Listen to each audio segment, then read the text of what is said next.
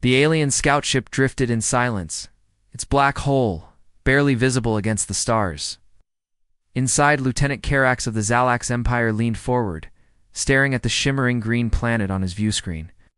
"Deathworld Earth," he whispered, his claws clicking nervously against the controls. Every database in the Galactic Council marked Earth as level red extreme danger. It wasn't just the atmosphere or the fauna. The warning logs specifically mentioned something strange: the plants. His mission was simple: observe, collect samples, and get out. But the moment the scout ship entered Earth's orbit, strange readings began to spike. Heat signatures in the forests pulsed like hearts. Karax launched a probe. It descended into the Amazon basin and immediately vanished. He frowned. Then another probe. One sent back something different. For 2 minutes, the ship's main screen filled with high-resolution footage, flowers blooming at impossible speeds, vines slithering like snakes, pollen clouds moving against the wind.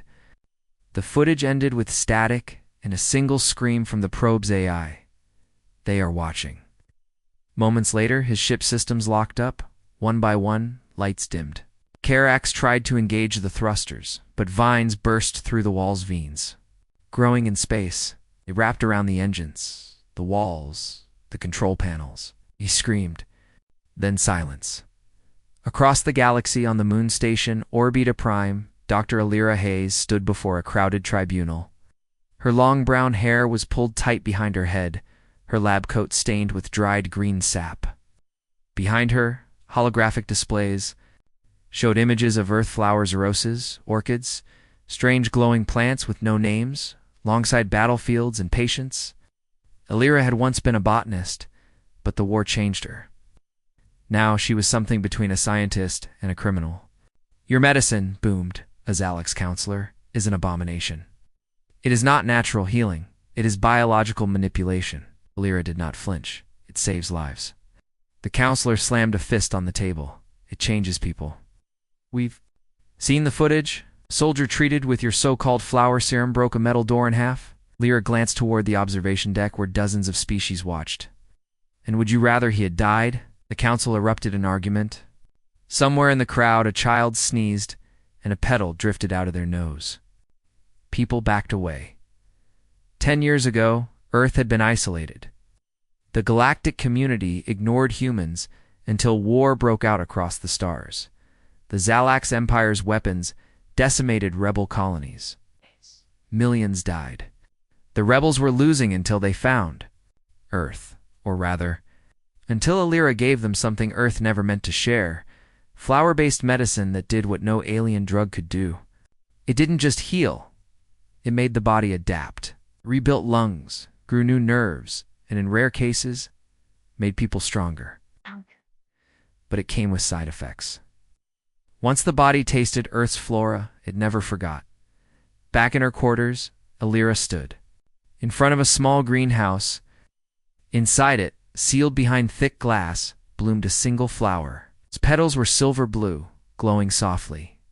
It had no name, not in any language. Alira called it Mother. She'd found it in a jungle where no GPS worked, where compasses spun wildly. It grew in the center of an ancient crater, surrounded by bones. Every attempt to grow it outside failed except with her. She lifted her sleeve. Tiny green veins ran along her forearm. They pulsed faintly. Years ago, a petal had landed on her skin during a field study. She had been in a coma for 6 days. When she woke up, she could feel the flowers. Not just sense them, feel them. She didn't tell the council that part. A soft chime echoed in the room. A secure transmission. She touched the screen. A rebel general appeared, his uniform torn. Eyes bloodshot. "We're dying.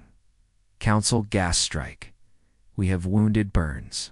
Please, send the medicine." Alira's breath caught. "I can't. They've banned it. The shipments are being destroyed." The general leaned forward, desperate. "Alira, we need you." She turned toward the greenhouse. The flower pulsed once, as if it had heard. Meanwhile, on the council flagship orbiting Alaran 3 Commander, Varn watched the footage retrieved from Karax's ship. What little had survived showed vines tearing through whole metal, flower petals, releasing glowing spores. Council scientist, Trembling paused the video. Sir, the flowers, they aren't just growing, they're learning. We believe they respond to threat. Varn stared at the screen, his scaled hand curling into a fist. Then we burn every planet that holds them. On a rebel mining moon, Illyra arrived under darkness. She moved quickly through broken tunnels, carrying a case of vials glowing liquids made from crushed petals and pollen extractions. The injured lay in rows, their skin blistered from chemical burns. She opened the case and began her work. One by one, she administered drops under tongues, rubbed salves into wounds. Within hours, screams turned to silence. The worst Kaisa child, with half her face burned, blinked and smiled, her skin smooth. But one soldier, the first to receive the treatment, stood up, too fast. His eyes glowed faintly. I feel alive, he said. Then he lifted a steel pipe with one hand and bent it. Illyra's heart raced. It was happening again. The next morning, a bounty was placed on her head. The council declared her a galactic threat. But among rebel colonies, whispers began. The flower woman has returned. Alien warlords feared her not for her weapons, but for what bloomed in her wake. Back on Earth, deep in the jungles, cameras captured something new. Flowers growing, in shapes, spirals, symbols. Not random, intelligent. Messages, maybe. But for who? And far beyond Earth, in the cold black of space, Carax's scout ship drifted still now, completely covered in vines. A single flower bloomed at the front, facing the stars, waiting, watching. The sun had not yet risen over the mining moon when Illyra stood outside the triage bunker. Her eyes fixed on the soldier who had bent steel with his bare hands. His name was Corin, a young man barely 25. Hours ago, his body was broken, burned, bleeding, barely breathing. Now he moved like a predator, faster than the eye could track, eyes glowing faintly green under the moonlight. Other soldiers stood at a distance, watching with awe and fear as Corin tested his newfound strength. Illyra's hands trembled. She had seen this before. The flowers did not only heal, they enhanced, but no one knew the limit. Sometimes it worked, sometimes it didn't, and when it didn't, people changed into something else. Inside her tent, Illyra reviewed the serum formula she had created on Earth. It came from a single flower, one that only grew near impact zones craters where nothing else survived. Her notes were messy, written in haste during war zones, each page marked by desperation. She had refined the mixture 100 times, and still it behaved unpredictably. 1 dose healed. 2 doses awakened the nervous system. 3 could mutate. Illyra closed the file. She'd used only a single drop on Corin. That shouldn't have been enough.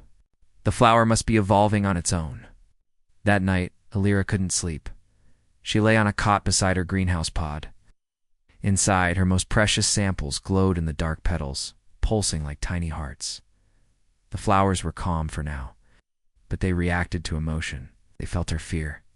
One of the vines inside the pod stretched slowly toward the glass, pressing against it like a hand asking to be let out. The next morning brought worse news. A small outpost to the north, recently treated with her medicine, had gone silent. Rebel. Scouts were sent to investigate. They found the entire outpost covered in thick vines, the buildings overtaken, flowers blooming where walls once stood. No bodies, just gear and weapons lying on the ground. Lyra stared at the report in silence.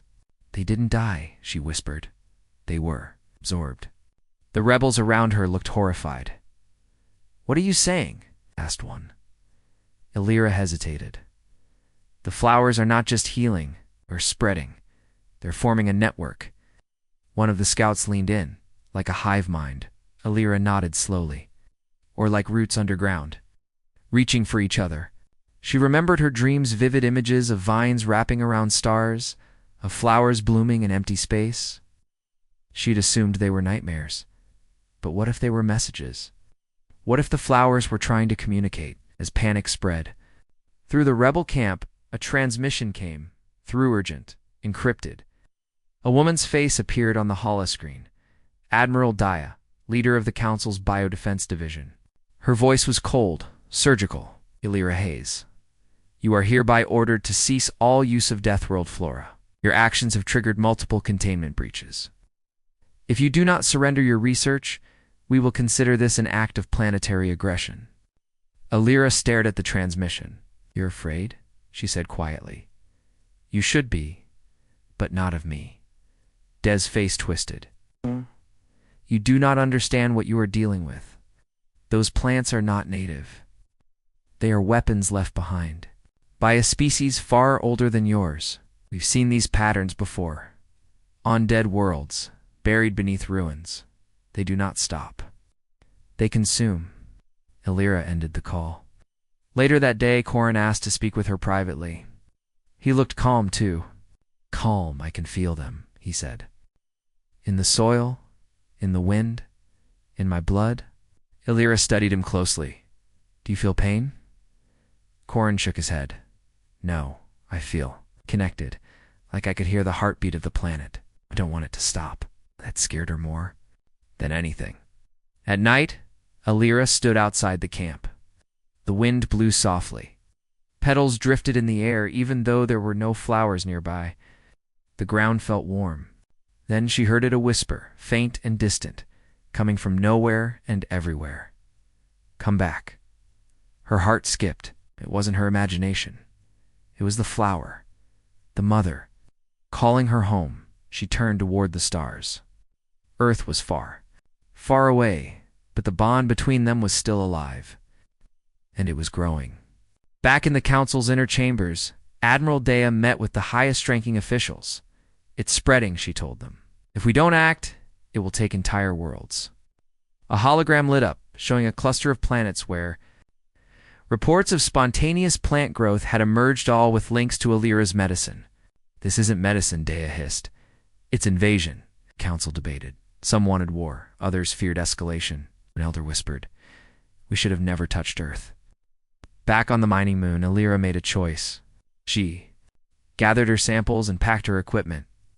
We're leaving, she told the rebel commander. We have to go back to Earth. We need to understand what we awakened. The commander shook his head. Council will intercept us. Illyra looked him in the eye, and we make sure they understand. We didn't start this. We're just trying to stop what's coming. Outside the bunker, flowers bloomed overnight. No one planted them. They simply appeared, glowing softly in the dark, their petals facing the stars. Asked ChatGPT.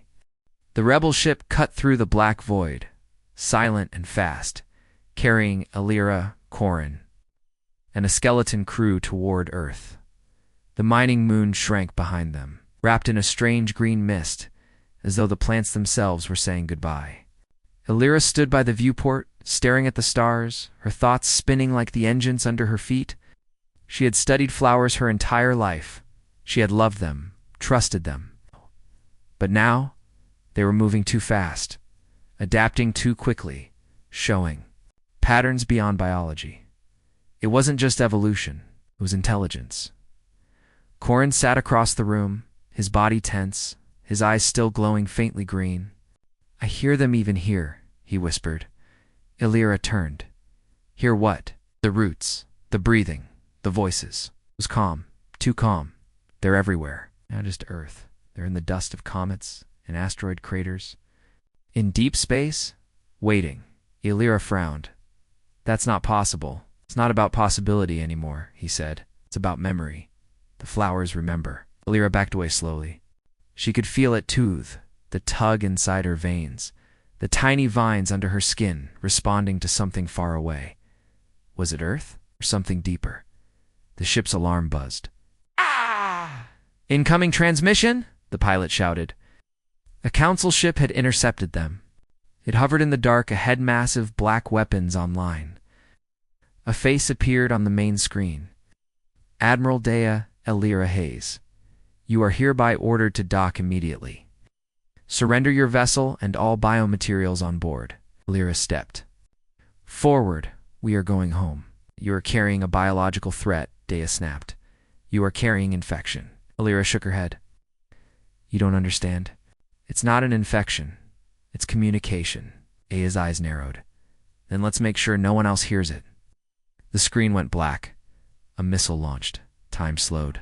The pilot screamed. Elira closed her eyes and then... the vines reacted. The ship shuddered. Not from impact, but from growth. Roots burst from the inner walls, wrapping around the ship's core, pulling energy, guiding the metal. A flower bloomed on the ceiling.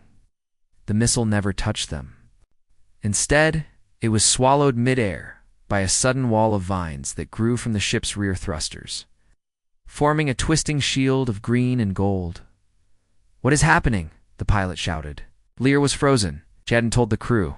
Part of the mother flower had been stored in the cargo bay, secured in cryostasis. But it wasn't dormant anymore. The ship changed course, not by the pilot's hand, by its own will. "We're not flying anymore," whispered Corin. "We're being flown." In the council ship, chaos erupted. Admiral Dea watched in horror. As the rebel ship turned mid-space, surrounded by vines that moved like living armor, her science officer backed away from the console. "Admiral, the flower's energy signature has matched something in our archive," explained she. Snapped. The officer hesitated. 12,000 years ago, a planet named Viridian was lost. All organic life overtaken by plant growth in days. We thought it was terraforming. We were wrong. Dea clenched her fists. "So this has happened before." The officer nodded. "And it started the same way. A human touched the source." Back aboard the rebel ship, Elira descended into the cargo bay. The lights flickered green as she stepped inside. The cryo container lay open. The flower within had bloomed fully. Silver-blue petals stretched wide, glowing with an unnatural light. It looked directly at her, not physically, but with something deeper. Elira stepped closer. "What are you?" she whispered. The flower pulsed, and Elira saw images in her mind. Not memories, histories. A civilization long dead. Great cities wrapped in green. Voices laughing, then screaming. She saw war, not with guns, but with roots. Seeds falling from space, planets blooming with life. And then silence. The mother flower spoke without words. "We came before. You invited us. Then you feared us. You burned us. But some of us remained." Lyra fell to her knees. She realized the truth. The flowers were not earthborn. They were survivors. Remnants of something ancient scattered across the stars. Earth had merely been their garden of recovery. And now they were waking up. "Why me?" she whispered. "Because you listened." Back on the bridge, the crew watched in awe as the ship entered Earth's orbit, not by any known path, but through a glowing tunnel of vines growing in space. Earth was visible now, massive and blue. But something was wrong. The planet's forests had changed. From orbit, they could see at massive flower formations across continents, some the size of cities. They hadn't planted anything, the plants. Had grown on their own. Corin turned to Elira as she returned. "It's happening, isn't it?" Elira nodded. "The Earth is calling them home, and they're answering." Dea's ship appeared again, moving to intercept.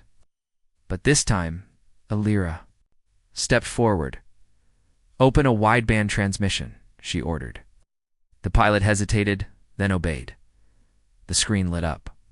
"Dea," Elira said, voice calm but firm. "You need to listen to me. We didn't create this.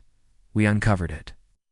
And if you attack, they will defend themselves, not just with vines, with memory, with history.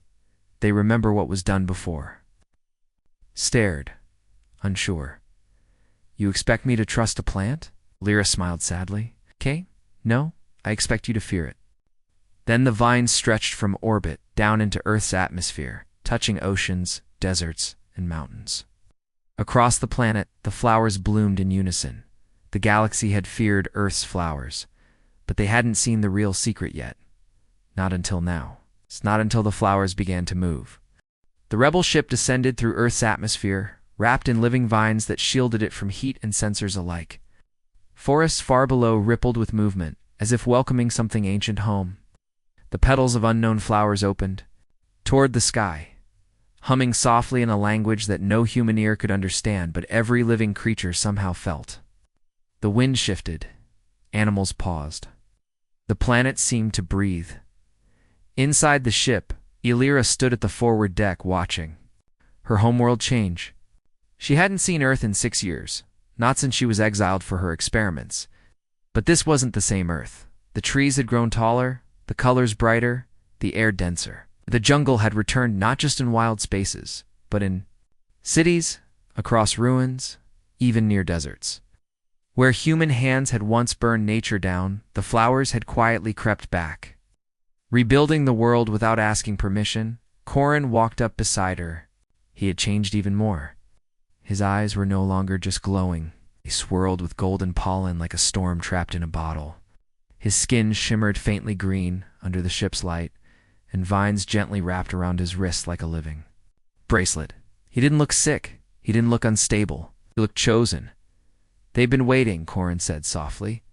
"I can hear it clearly now. The Earth isn't just alive, it's aware." Lyra nodded. She could feel it too.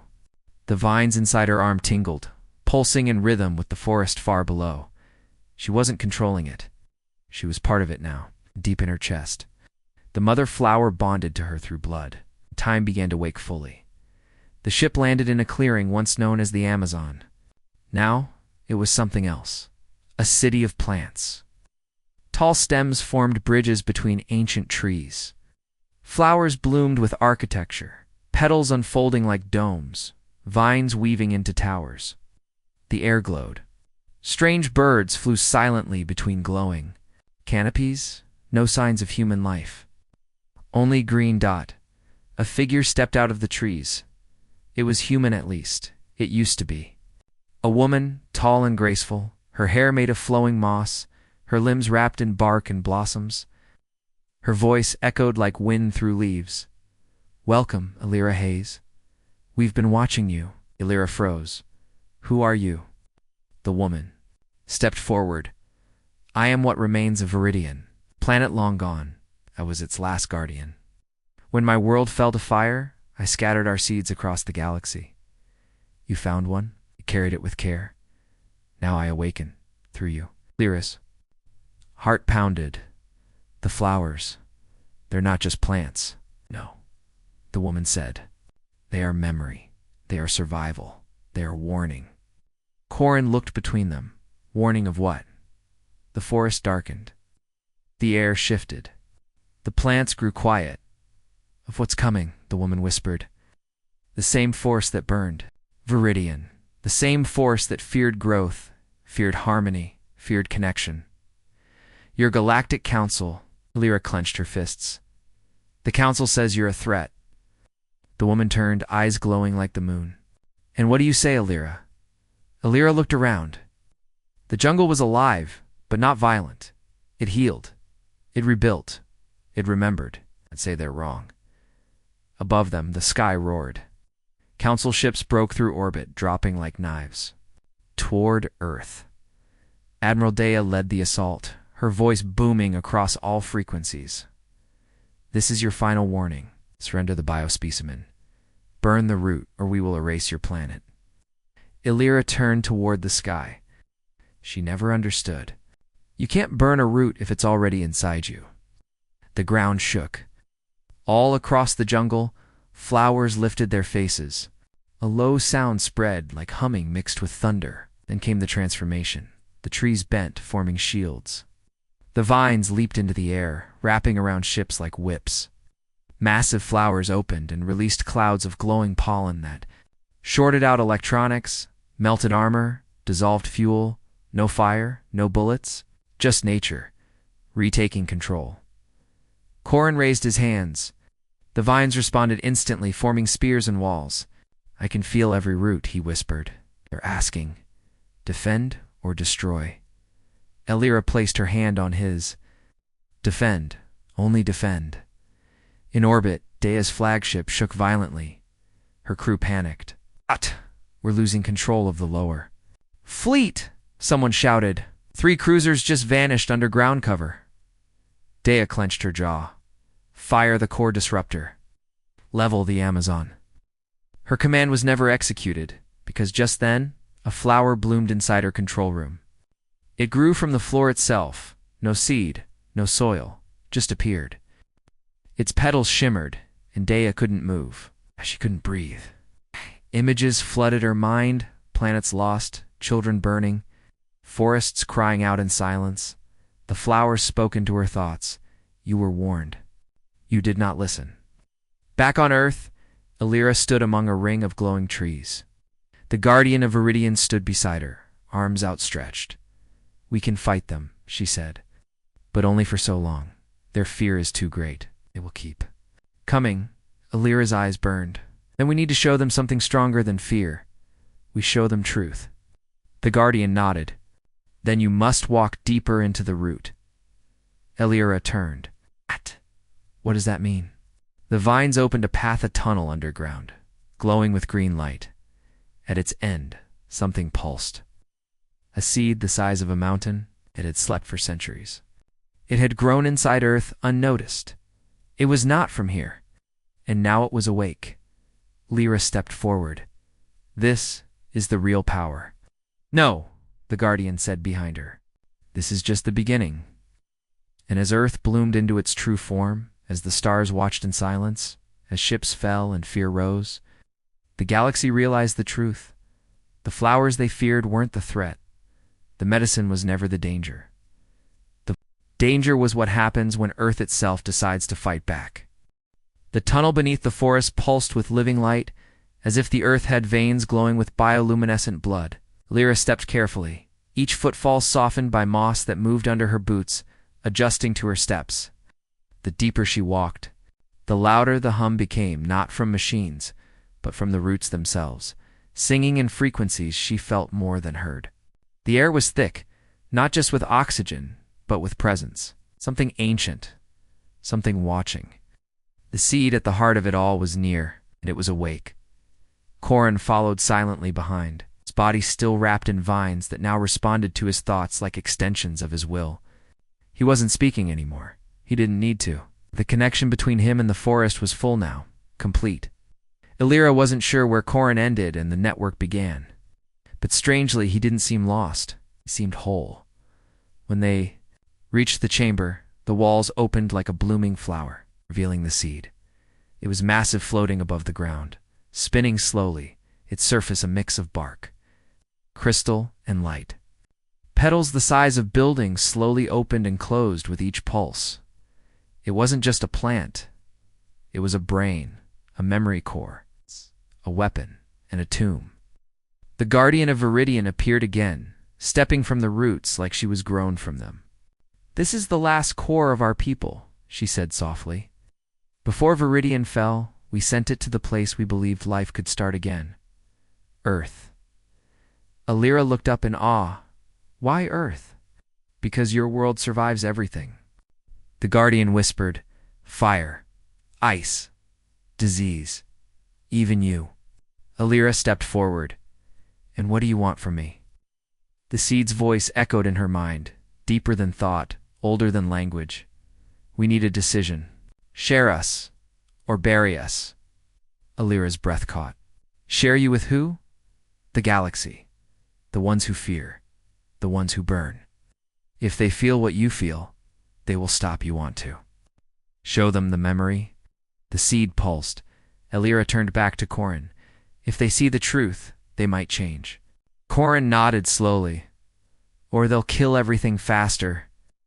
Illyra knew the risk, but she also knew war. The council would never stop unless something made them stop. Not weapons, not words, but memory deep. Shared, undeniable memory might be the only thing strong enough to crack their fear. I'll do it, she whispered. The vines wrapped around her gently, lifting her toward the seed. Her body was weightless. Her mind cracked open like a shell, and the seed poured in. She saw everything. Viridian, a paradise world, towering green cities, families with moss on their skin, animals glowing in harmony with the sun. No war. No poison then. The ships, metallic, brutal. Council ships, young and hungry. They came for fuel, for control, for fear of the unknown. They scorched the forests, poisoned the rivers, declared the flowers biological hazards. And when Viridian defended itself with vines and spores, never bullets they called it an invasion, she saw the genocide. The fire. The seed ships launched in desperation. Earth was one of many. Most failed. One survived.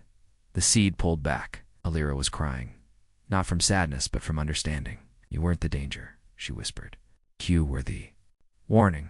Above Earth, in orbit, Admiral Dea prepared for a final strike. They'd lost half their fleet to flowers that grew through steel. Vines had torn engines apart. Pollen had shorted AI systems. But she still had one last weaponer. Planetary disruptor beam. One shot, one ignition, one dead world. Charge the core, she ordered. But before it could fire, every crew member on the ship gasped. Something hit them, not physically, but inside. A wave of memory. A vision, not just one, but thousands. A rush of lives, of moments, of screams and songs and sunsets on alien skies. The seed had reached them. Every soldier saw the death of Viridian. Every engineer felt the pain of scorched roots. Every leader remembered fire and the silence after. Many collapsed, weeping. Some whispered apologies. Few tried to run. Admiral Dea fell to her knees, shaking.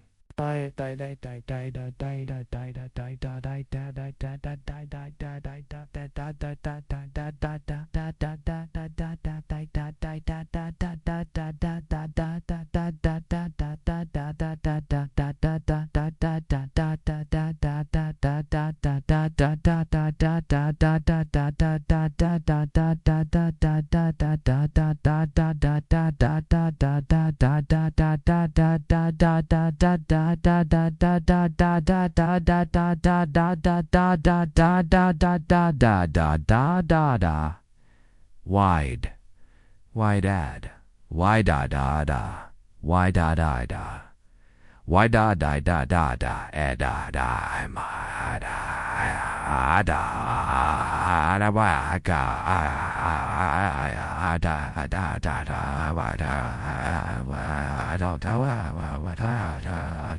Then she looked up at the screen. The Earth was blooming, not in rage. In truth, in peace. On the planet, Alira stood beneath the seed again. It had returned her. Gently, the Guardian stepped forward. They saw. Alira nodded. They all saw. Corin stepped beside her. Do you think they'll change? Alira didn't answer. Instead, she reached out and touched the seed one last time. A single petal detached. It floated toward her palm, glowing gently. We'll plant this, she said. Not as a weapon. As a promise, the Guardian smiled. And perhaps the galaxy will heal. Across rebel worlds, Earth's flowers began to spread not as warfare, but as medicine. Carefully, respectfully. No one forced it. The people came, one by one, to learn, to listen, and in the council. Something impossible happened. Admiral Dea resigned. Her final words echoed across 10 star systems. We were wrong. They did not invade. They remembered and we forgot. Alira returned to her greenhouse, not the old one, but a new chamber beneath the reborn Amazon. The plants there no longer needed labels. They knew their names. The mother flower rested in the center, its petals open, at peace. Corin stood outside, teaching young children, human-alien hybrid, how to listen to the vines, how to understand the pulse of the soil, not to command it, to be part of it. The galaxy had feared Earth's flowers. But now, it understood. The flowers weren't death. They were medicine. And they had finally come home. The rain fell gently over the new jungle, but it didn't smell like Earth's old storms. It smelled sweeter, heavier alive. The Amazon was no longer a forest. It was a mind, vast and connected, breathing through every vine and root.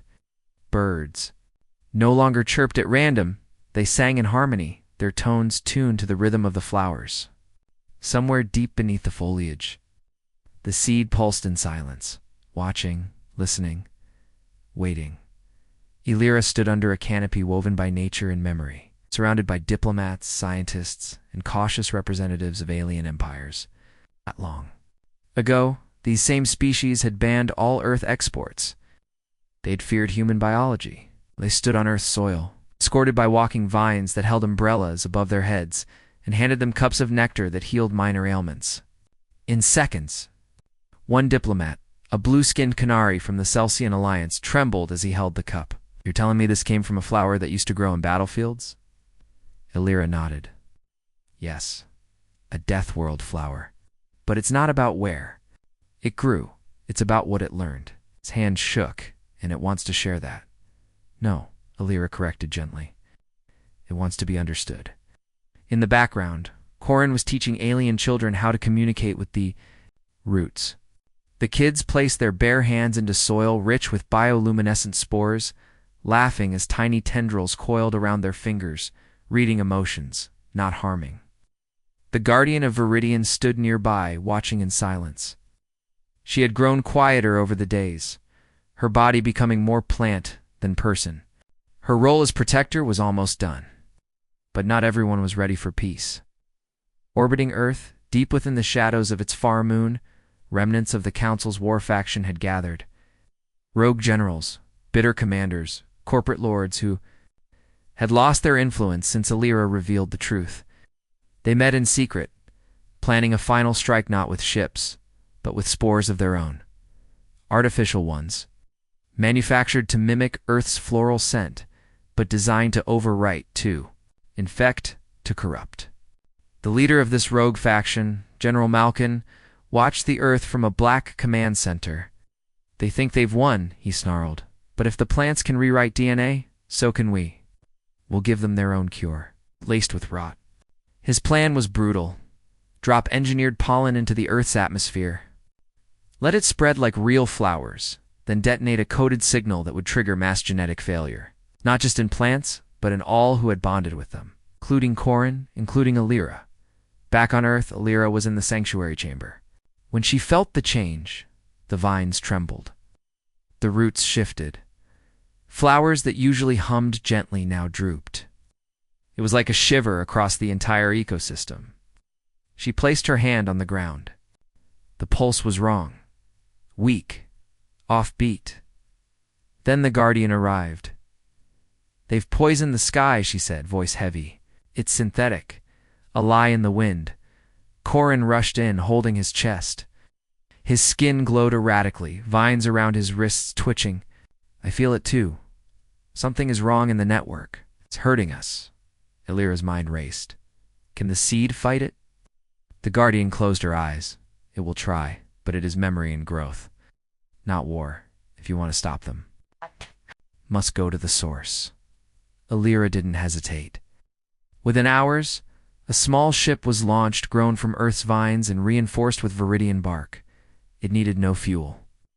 The plants powered it, fed it, flew it. Lyra, Corin, and 2 diplomats from other worlds boarded it. Their mission was clear: locate the source of the synthetic spores and destroy it before it took root in Earth's biosphere. As they left orbit, Earth pulsed behind them, a green beacon of hope in a dark galaxy. The rogue station near the moon detected them instantly. Malkin grinned. "Let them come." The ship arrived silently. Vines curled around the hull, cloaking them in darkness. As they boarded the enemy station, Illyra felt the truth immediately. The air was wrong, dead, stale. There was no life here, only mimicry. Machines hummed with artificial pollen emitters. A lab full of twisted flowers made of plastic and biotech swayed under false lights. These were not born, they were built to deceive. Corin's body reacted violently. He staggered. "They're trying to override my connection. Place the real signal." Illyra caught him. "Then we find the transmitter and end it." They fought their way through the corridors not with guns, but with roots that Illyra summoned from her suit. The vines pierced steel, cracked bulkheads, absorbed bullets like water. One diplomat used a flower that emitted a high-pitched tone, disabling enemy armor. Another released spores that turned walls into soft mulch. Finally, they reached the core chamber. Inside, Malkin stood surrounded by machines that hissed synthetic pollen into giant tanks. He turned, not afraid. This is balance, he sneered. You want to let plants rule the galaxy? I say we remind them who built the stars. Alira stepped forward. You think memory is weakness? You think nature is soft? But it remembers every fire, every scream, every lie. It remembers you. Malkan activated the override. Red lights flared. Corrin bleeding, barely standing, reached into the ground and screamed. The real vines answered. They burst through the floor like thunder, wrapping around every machine, crushing the tanks, silencing the fake spores. The pulse returned, true, real, alive. Malkan tried to run, but the vines caught him. They didn't kill him. They made him. Remember, Alira grabbed Corrin as he collapsed. It's over, she whispered. No, he replied weakly. It's just beginning. The ship returned to Earth days later. The synthetic spores had been neutralized. The plants recovered. The people healed. And in the heart of the jungle, the seed bloomed larger than ever, not with petals, but with light. It sent one signal. Across the stars, an invitation. Come, learn, grow, or burn. The choice was theirs now. The flowers had spoken, asked ChatGPT. The galaxy trembled not from warships or weapons, but from whispers. Across council worlds and forgotten colonies, people were waking up to something they didn't understand. Roots burst through concrete streets on Calaris 4, glowing lilies. Bloomed in the oxygen farms of the Orion Belt. Entire settlements found their wounded healed. Overnight by vines that hadn't existed the day before. The message was clear. Earth's flowers had left home, but not everyone saw it as salvation. In the Citadel of Iron Flame, one of the most fortified military moons in the known systems, Council of Warlords met in secret. Weak-willed politicians who had surrendered to truth. These were the relics of war. Mercenaries, private arms dealers, planetary dictators. Their economies depended on fear. And Earth's flowers were ending that fear-one-healed wound. One blooming village at a time. If we let this continue, growled High Commander Trax of the Rithari Syndicate, we lose everything. No more buyers. No more pain to profit. From General Sarek's half-cybernetic hissed. And it's not just Earth anymore. That flower? What do they call it? It's the mother. It's spreading through trade ships, spores and cargo, pollen and breath. We're being outgrown. Warlords didn't want peace. They wanted control, and they had one last plan, far from Earth. They had developed a countermeasure. A virus not to kill the flowers, but to turn them. A biocorruptor that infected the memory structures inside the roots, distorting their shared network, making them lash out blindly. The warlords called it Thornfall, their plan. Release Thornfall. On neutral moons where Earth's medicine had recently spread, let the flowers go wild. Let them attack. Then blame Earth. Turn the galaxy against the very thing that was healing it. But Alira knew. The seed had shown her as the vines expanded through the stars. So did the vision of what came before of Viridian, of fire, of betrayal, the seeds. Memory now flowed not just through Earth, but through people. Through children who had touched the roots. Through creatures once left to die. Through Corrin. Corrin had not fully recovered from the synthetic pollen war. His body remained fragile, but his connection had deepened. He was the first true hybrida bridge between human and plant, flesh and vine, thought and root. And now he felt pain spreading across the stars. Not his pain, the flowers. He rushed to Alira. They're crying, he said, gripping his head. Something's wrong. On the moons, the medicine's turning. It's not ours anymore. Alira didn't hesitate. She called an emergency summit of the Interstellar Accord, a temporary alliance of species who had begun using Earth's healing spores. It was a desperate move. Not everyone in the Accord trusted her. Not everyone wanted to believe. Earth could fall victim to its own creation. But when footage arrived, flowers attacking civilians on Terrence 7, vines strangling water stations on Elenar, Prime, the fear returned. Old headlines resurfaced. Deathworld flowers invade. The green plague returns. And behind the fear, the warlords moved. Council votes were called. Trade bans reimposed. Drones began torching gardens on peaceful colonies. Farmers were arrested. Children born with green-tinted veins were labeled. Bio-threats. Earth itself was placed under quarantine. But the seed did not retaliate. It waited because it had a Lyra. She led a small crew back into the deep jungle, into the oldest part of the root network. There, they searched not for weapons, but for answers. In the lowest chambers of the seed, beneath roots that remembered suns long extinguished, Lyra found it. A memory shard, a biological, recording from Viridian's final days, an ancient act of sabotage. Viridian hadn't just fallen to war. It had been infected, not by its enemies, by traitors from within, those who feared what the flowers were becoming, who corrupted the memory to stop evolution, who tried to cage the future.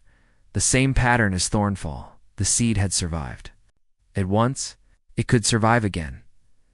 Lyra took the shard, bonded it to her own flower-threaded blood, and uploaded it into the central root system. The Earth pulsed. Flowers around the galaxy began to reconnect. The corrupted colonies stopped attacking. The roots stabilized. The network cleansed itself, but it came at a cost. Lyra collapsed. Too much memory, too much pain. She had become the conduit. Her mind now housed not only Earth's knowledge, but Viridian's entire legacy. Corin caught her as she fell. "Oh, you." "Save them again," he whispered. Lyra opened her eyes, green glowing through her pupils. "No, they saved me." Across the galaxy, the tide shifted. Reports came in, vines on Elinari Prime, untangling themselves.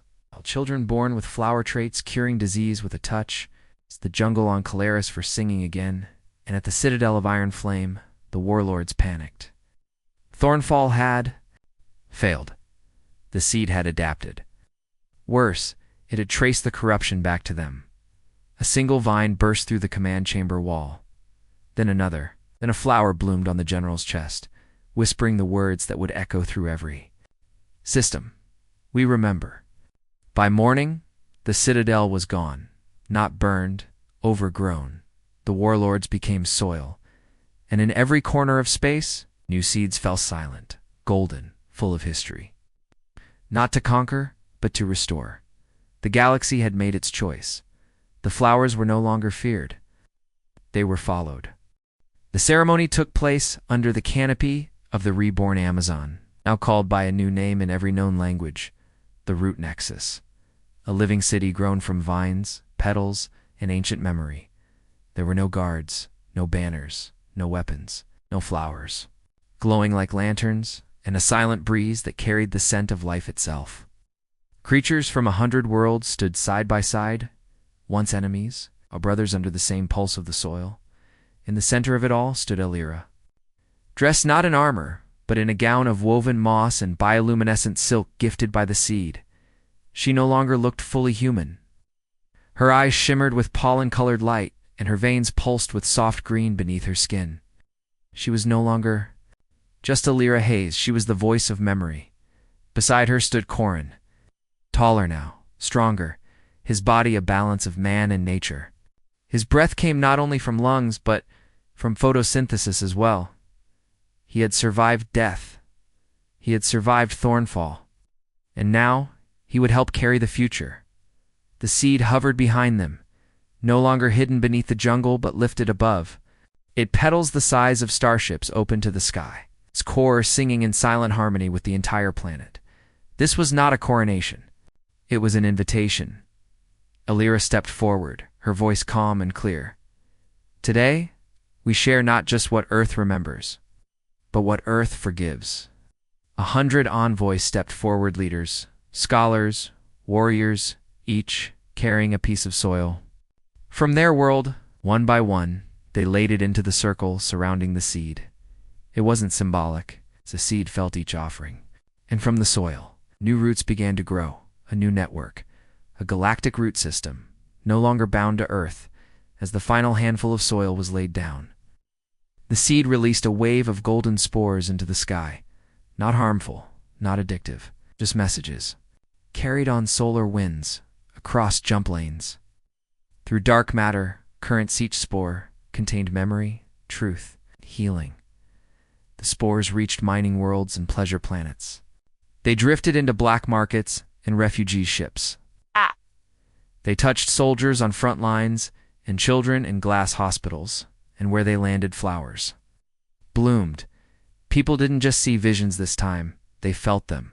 The pain of Viridian, betrayal of Thornfall, the resilience of Earth, the sacrifice of Illyra, the forgiveness of the flowers, and the galaxy changed. The Council, once fractured, officially recognized Earth not as a death world, but as a living archive. A planet protected not by guns, but by truth. Its medicine was declared sacred, its spores regulated not with chains, but with care. No one was forced to take it, but everyone wanted to, because for the first time in centuries, healing was no longer a product. It was a gift. Illyra and Corrin traveled from world to world, not as rulers, but as gardeners. They didn't lead armies, they led growth. Colonies once afraid of the vines now built homes from them. Cities learned to sing with the flowers. The concept of war medicine faded. The phrase Deathworld became legend. On the silent world of Viridian, now green again, blooming again, the seed planted its final fragment. A root touched ancient stone, and suddenly the trees whispered in a language long dead. It wasn't a resurrection, it was a reminder that life does not forget. One night, Lyra stood alone at the edge of Earth's newest bloomer-glowing sea of flowers, where oceans once drowned coral. She closed her eyes and let the wind carry her memories. All of them. The labs where she had first discovered the flower, the council rooms that mocked her, the bunker on the mining moon, the jungle where she met the Guardian, the orbit where Earth bloomed, the warlords who tried to rewrite nature. And the moment she let go and became more, Corrin appeared beside her. He didn't speak. He didn't need to. They stood in silence.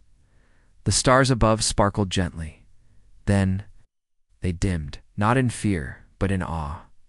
Because from Earth across the galaxy, in every system touched by the flowers, the roots began to glow, not to threaten, to guide. The galaxy didn't just heal, it grew, and Earth's, the world once feared for its brutal nature, is now the heartwood of the stars. The age of conquest was over. The age of connection had begun.